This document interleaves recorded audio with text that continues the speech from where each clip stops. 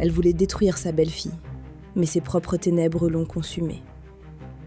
Dans une grande maison paisible, vivait un homme respecté, veuf depuis plusieurs années, et sa fille unique, Lina. Lina était douce, croyante, toujours souriante malgré les épreuves. Elle s'occupait de la maison et veillait sur son père avec amour.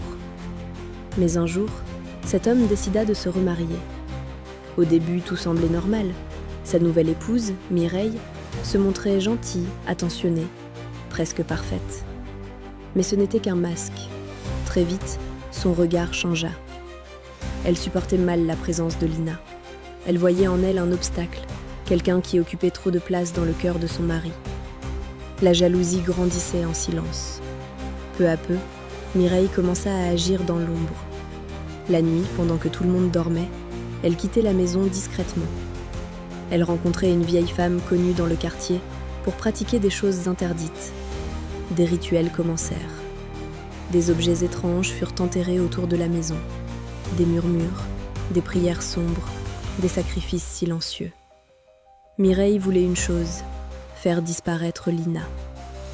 Les jours passaient, et Lina commença à ressentir des choses étranges, des cauchemars, une fatigue inexpliquée, une peur constante sans raison. Mais au lieu de sombrer, elle se rapprocha encore plus de ses prières. Chaque nuit, elle priait avec foi. Elle demandait protection pour elle, mais surtout pour son père. Et quelque chose changea. Les tentatives de Mireille échouaient. Les objets disparaissaient. Les rituels se retournaient contre elle. La maison restait intacte, comme protégée par une force invisible. Mireille commença à perdre le contrôle. Ses nuits devinrent agitées. Elle entendait des voix. Elle voyait des ombres. La peur qu'elle voulait imposer à Lina revenait vers elle, en pire. Un soir, tout bascula. Alors qu'elle tentait un dernier rituel dans la maison, une violente réaction se produisit.